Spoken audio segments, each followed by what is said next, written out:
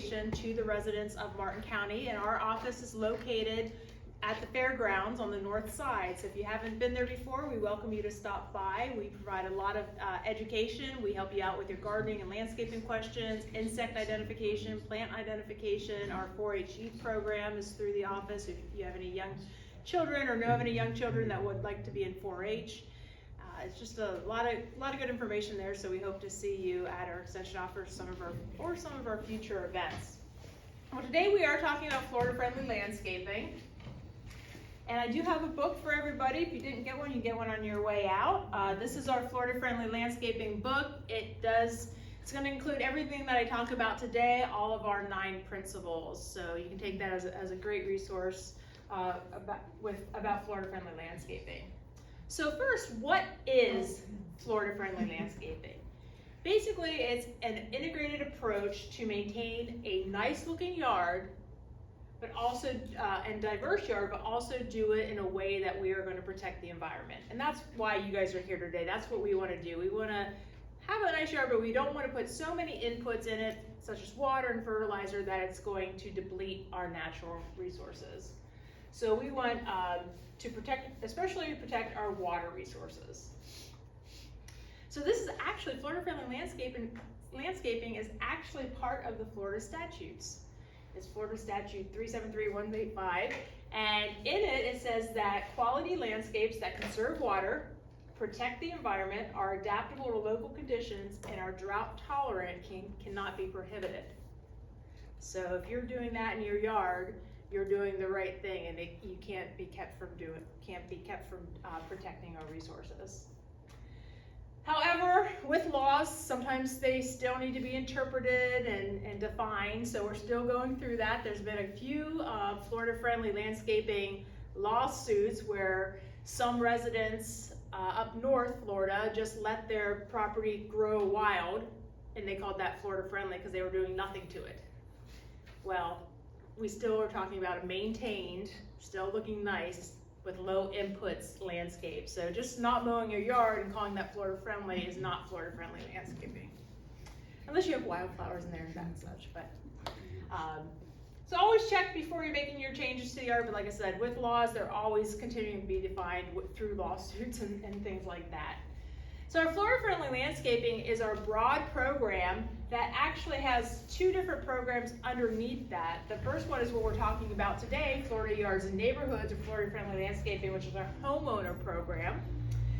We also have a Florida Yards and Neighborhoods program, which is our builder and developer program, working with some new construction and how they can integrate Florida-friendly landscaping into those new construction areas. And then we have our professional side, the Green Industries Best Management Practices Program, which works with our professional landscapers. So any landscaper that applies fertilizer to your yard has to go through that program. So if you have anybody that on contract that's coming in fertilizing your lawn, ask them if they have their Green Industries Best Management Practice license, because it is required in order to apply fertilizer, so they do it properly. So the goals of the Florida-friendly landscaping, of course, we want to conserve water. We know that water is our most important resource. We want to reduce the water pollution, so all the runoff and all the leaching, and we want to also preserve our natural resources. So we also, part of Florida-friendly landscaping is not to plant invasive plants. We want to make sure that we plant only Florida-friendly plants. And all this will definitely enhance the lives of us, the Floridians. So these are the 9 principles. We're going to go through all of them. The first one, right plant, right place, in my mind is probably the most important. Everything else can fall into place if we find that right plant for the right place. So we're going to focus on that a little more, and then we're going to go into the other 9 principles. And like I said, all these are listed in your book. So the right plant for the right place is matching the needs of the plant with what you have to offer in your landscape. So think about the sunlight available in your landscape. Think about the water. Do you have a wet area or a dry area? How much space do you have? You've probably all seen those pictures where, well, we'll go back. You probably all have those neighborhoods where they plant that live oak tree in the little median between the sidewalk and the road, And in 10 years, when that tree is starting to lift up the sidewalks, we're cutting it down. That's the wrong plant for the wrong place. There's not enough room for that tree to grow in that area. So we also think about space. That's really important. So we match the site requirements to the minimal inputs and maintenance of that plant. At the University of Florida, we recommend that you plant only Florida-friendly plants. So not all Florida-friendly plants are necessarily native plants, but they are ones that use little input, they're not invasive, and they are Florida-friendly. And they also are not necessarily drought tolerant. Even all natives aren't drought tolerant, because we have natives that like to grow in the wetlands. So again, matching the right plant for the right place.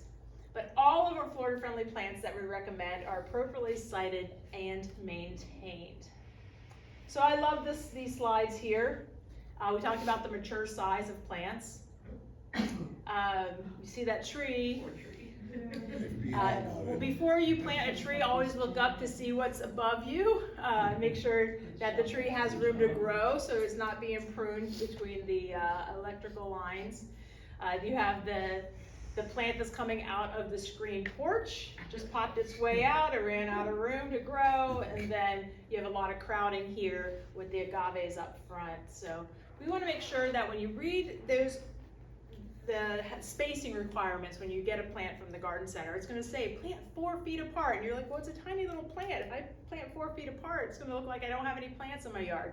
But we're planting for the future. We want these plants to have room to grow. We're not Disney. We can't afford to replant our landscape every 3 months. We don't want to have that instant landscape. We need to have room for our plants to actually grow. So try to plant to the mature size of that plant. And then we want diversity in our landscape. You go out to a lot of these new neighborhoods, and they're using the same plant for every house. The same trees, the same base shrubs, everything's the same. But we need diversity in our landscape. We need diversity not only for our wildlife and the insects and the pollinators, but we need diversity in case something happens, like diseases and insects that come in that can wipe out entire plants. You know, we live in Florida, and we have invasive insects that come into our state every month. Some of them live to be horrible insects, and then some might die out, but they're coming in through our ports, through the airports, through packages all the time. So you want to make sure to have that diversity, have more than just a few plants in your landscape. So I love the before and after pictures. So here's a before picture where you have a lawn, which it looks nice, but it's really not providing much shade, it's not providing much interest. It's kind of boring just to have that grass in the backyard. This is the backyard, so you don't have to be concerned about homeowner associations questioning them what they do in their backyard. It is fenced in. And so to make it more Florida friendly, they reduced the turf grass, and they added some Florida friendly plants and some pervious surface there, so the water can drain through into the ground, and created that beautiful landscape before and after. Here's another one where, again, there's turf grass that's really not doing well. If you look closely at that turf grass, there's a lot of dead spots. So it's probably the wrong plant for the wrong place because it's not getting enough sun. Turf grass does require 6 to 8 hours of sun every day, and if it doesn't get enough, it's going to look kind of patchy like you see here. So they took that backyard and turned it into another beautiful Florida-friendly landscaping. Now you don't have to go to that extreme. Just making, when we talk about these principles, making one or two changes in your landscape can help you get closer to that Florida-friendly landscape. You don't want to do it all at once.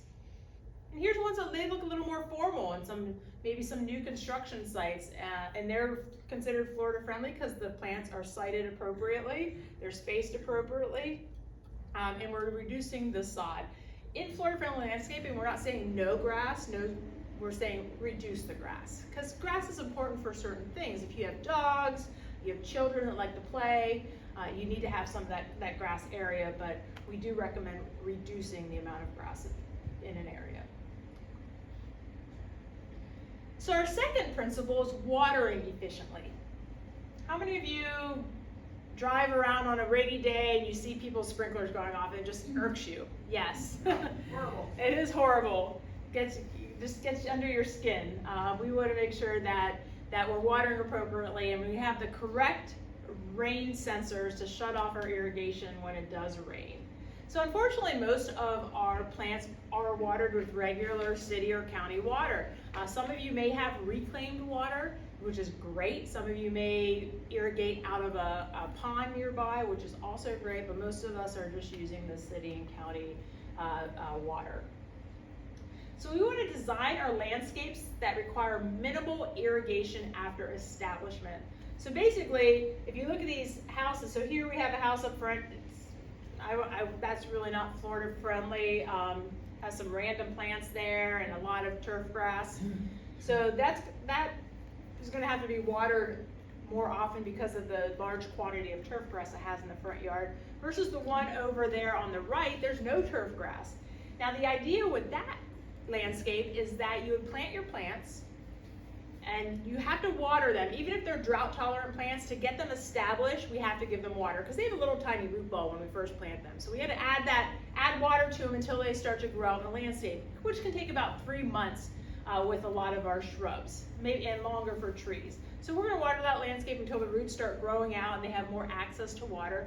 And ideally, you'd want to turn that off and only turn the irrigation back on in times of drought. So that's ideally what we would want to do. We put the right plant in the right place, but if it's a dry area, it's a wet area, but we're going to get the plants established and then we're going to turn off our irrigation. Of course, you can't turn off the irrigation for the turf grass. It's going to need a little more inputs, but we can train our turf grass to require less water. That is possible. So what happens when we overwater? Does anybody have dollarweed in their yard? It's probably too wet.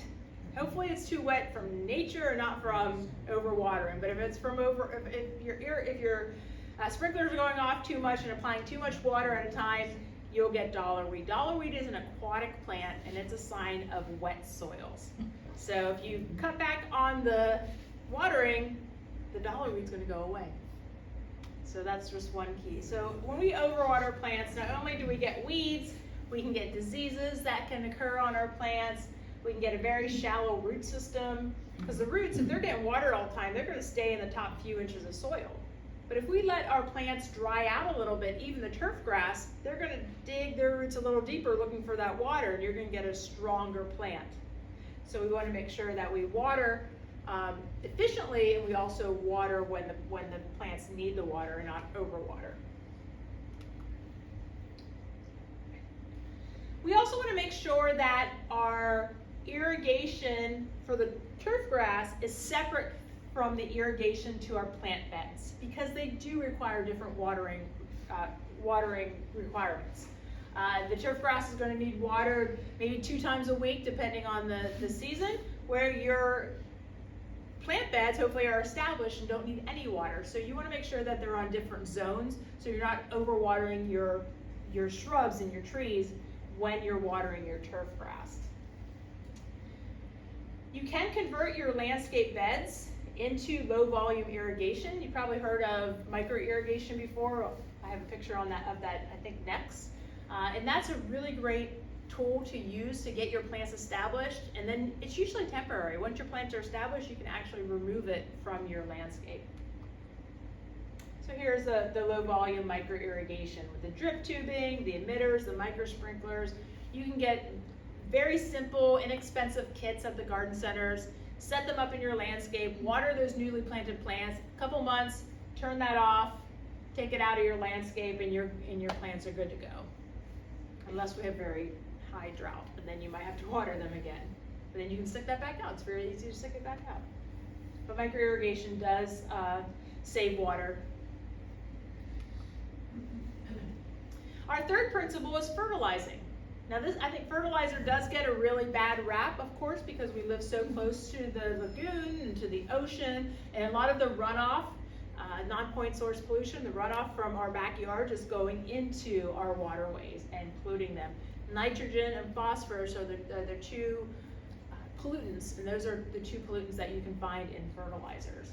So we always recommend that fertilizing schedules are conducted by the UF-IFAS recommendations. So you can actually send your soil up to the University of Florida and they'll test how much nutrients are in your soil and give you a fertilizer profile on how you should fertilize your plants. Only apply your fertilizer only when your plants are growing. Now we're in South Florida, so that's pretty much 12 months out of the year. But if we were up in North Florida, they had snow, their plants aren't growing right now. So there's no need to fertilize plants that are not growing because they are dormant. They're not going to take up that fertilizer, and so you have more of a chance of that fertilizer running off or leaching into the soil. So we only want to fertilize actively growing, healthy plants. If you have a lawn and it has bald spots in it, putting fertilizer on that bald spot is not going to make grass grow there because there's nothing there. So you only want to fertilize, again, healthy lawns. That's another tip that can take up that fertilizer so it doesn't leach into our groundwater. And then you see that picture on the bottom there, that gentleman is spreading near a body of water.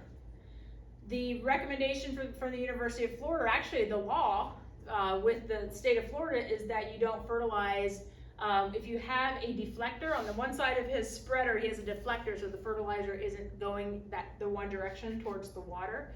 You don't want to fertilize closer than 3 feet to the water. If you don't have that deflector, it's 10 feet. You need to stay 10 feet away from that water so the fertilizer is not going directly into that water.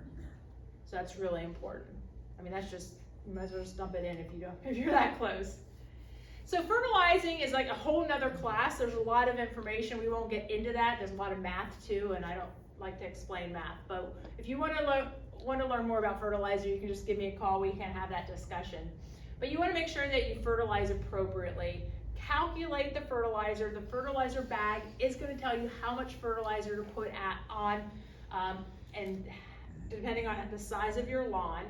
And we want to make sure that we only select fertilizers, whether it's for your lawn grass or for your landscape plants, that is slow release nitrogen. And it's going to tell you on the bottom of the fertilizer there, you can see in that bottom yellow circle, it says that this fertilizer here contains 15% slowly available nitrogen. And that's really important because it's going to release slowly to your plants, so it has nitrogen throughout the season. You probably all seen some of those slow release fertilizers you can get for your landscape, like Osmocote and Dynamite, and I think even Miracle Grow makes a slow release fertilizer. It says on the package, lasts 12 months. Well, it may not last 12 months here in Florida because a lot of those fertilizers are released with water and heat. We have a lot of water and heat, but it does last for an extended period of time. We do not recommend weed and feed products. I know it's very convenient to get weed and feed products. I even have seen in the garden centers weed, feed, and insect control products all mixed up in one. When you spread those, you may not have a great mix, and you might be feeding the weeds and weeding the grass, and you may not get the control that you want. We recommend doing it separately. Do your fertilizer and then do your weed control separately so you have better control than the weed and feed products. So you're only spraying the weeds and you're not putting weed control where it's not needed. And again, always read the fertilizer label. So we don't want to fertilize before heavy rain. That's very important, within 10 feet of the water. And then your new turf grass should not be fertilized for at least 1 to 2 months because it does not have a root system yet. So if you're putting down new turf, wait 1 or 2 months before you start to fertilize. If you happen to spill your fertilizer, just sweep it up with a broom and well, that went by itself. Must be on a timer, or I hit it somehow. Sweep it up, put it back in your spreader, and go on. You want to make sure that you sweep any fertilizer off the sidewalks and the driveway. What happens if you over-fertilize? Look at that picture of the water there. That happens. That's nutrient buildup in the water. And that's what we don't want. And we get a lot of calls saying that my pond's not healthy. What can I do? The first thing you can do is make sure everybody that lives around that pond fertilizes appropriately and doesn't over-fertilize. It must be on a timer. So basically, we only want to fertilize. Your lawn's going to need fertilized more often because it grows so fast. But we don't want to fertilize mature trees and shrubs. Mature trees and shrubs shouldn't need any fertilizer unless they aren't performing properly. So maybe they have a nutrient deficiency. If they have a nutrient deficiency, then you might want to go ahead and fertilize, or you will want to go ahead and fertilize. Or if they are a fruiting tree, they will need fertilizer in order to produce fruit properly. So if you have any citrus or avocado or mango in your yard, those are going to need fertilized more often. And I'm jumping ahead. What's that? How often? Which ones? The fruit tree? Mango, we have fruit trees. Yeah, we have a publication on that, and it's 2 or 3 times a year, I believe. Yep. Yeah. So know your plants. That palm tree, that Canary Island date palm on the top, that's a nutrient deficiency. That palm is hungry. You see that a lot on our Canary Island date palms. They're chronic.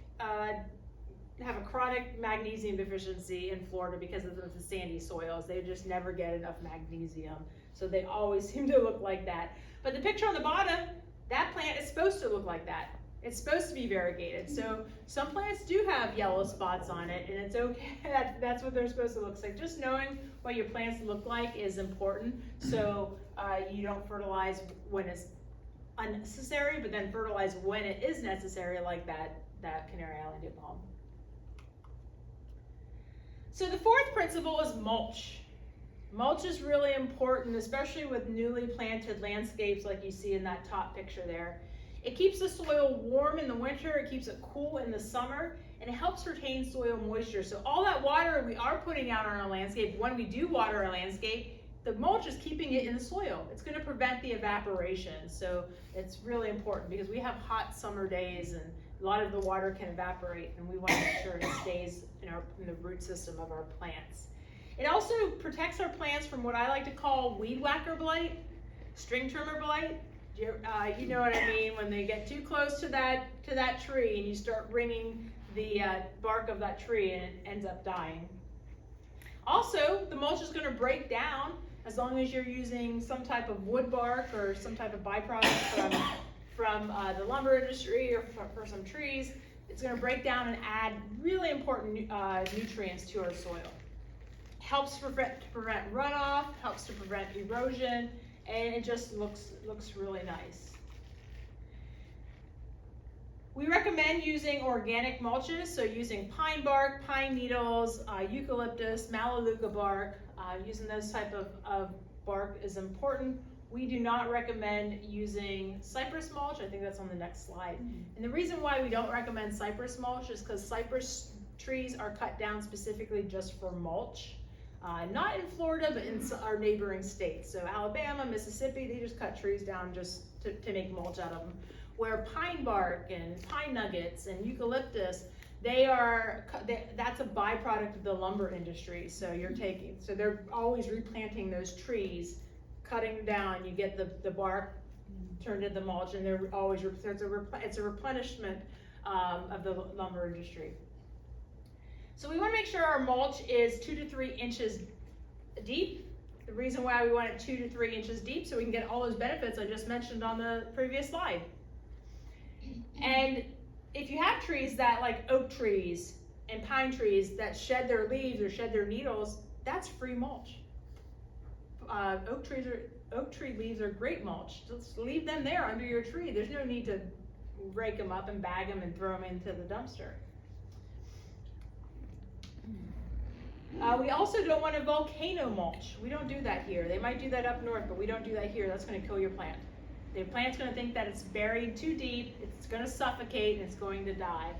So we want to actually keep our mulch away from the trunks and bases of our plants. So some of the considerations with mulch, because there's a lot of different mulches out there.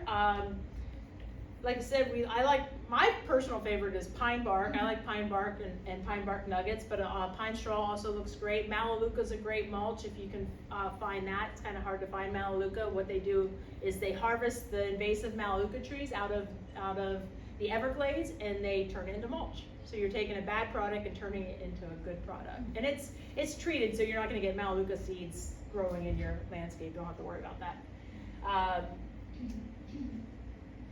Susceptibility to termites. Mulch gets a bad rap because people think that it attracts termites. It's not the mulch that attracts termites, it's the water that attracts termites. So our termite specialists did some experiments with different mulches and termites, and the termites still went to the house that had rocks around it because it was the irrigation that they were attracted to. The termites that cause us the most problems here in Florida are the subterranean termites that like to have the wet soils. So if your irrigation system is hitting the house, that's where they're going to go, to where the water is. So make sure all your irrigation systems are pointed away and not hitting your house. That's the best way to get rid of, to keep termites away.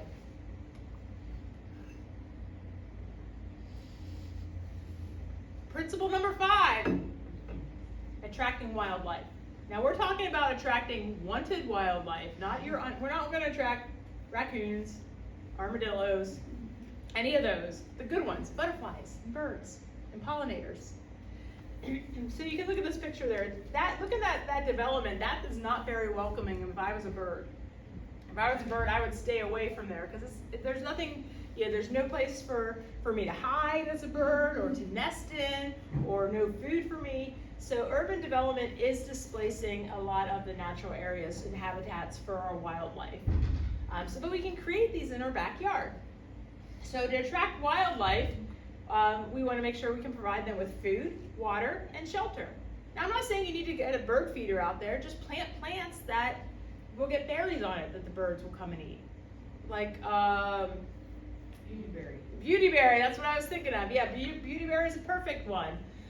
Or some holly trees that the birds like to eat. So limit the amount of lawns so the wildlife have places to live, and then create vertical layers. And vertical layers are meaning that you're going to have short plants, you're going to have medium-sized plants, and you're going to have tall plants, because some birds like to nest closer to the ground, some like to nest high up, and same with all the butterflies and the pollinators also. If you have a dead tree in your yard, leave it there. As long as it's not going to fall on your house, cut it down a little bit. It's a snag. Birds, woodpeckers, and other birds love to live in those snags. And then we also want to make sure that we manage our pests so it's a welcoming environment for our habitats. So you can put bird feeders in, but it's only recommended to feed the birds when there is no other food source, like in the wintertime when things may not be burying, so you can provide them with that extra food. And then of course having plants for the pollinators, like the butterflies and the bees and the bumblebees is important. We want to provide water. Water is important for our wildlife, so you can do this by having a bird bath. You can do this with having a water feature in your yard, such as the pond you see in this photo here. And for butterflies, all you need is a little flat bowl full of wet sand. And that's what they like. Butterflies can't land in water, but they like to drink the water from wet sand. And that's the best way to attract your butterflies. Principle number 6 is managing our yard pests responsibly.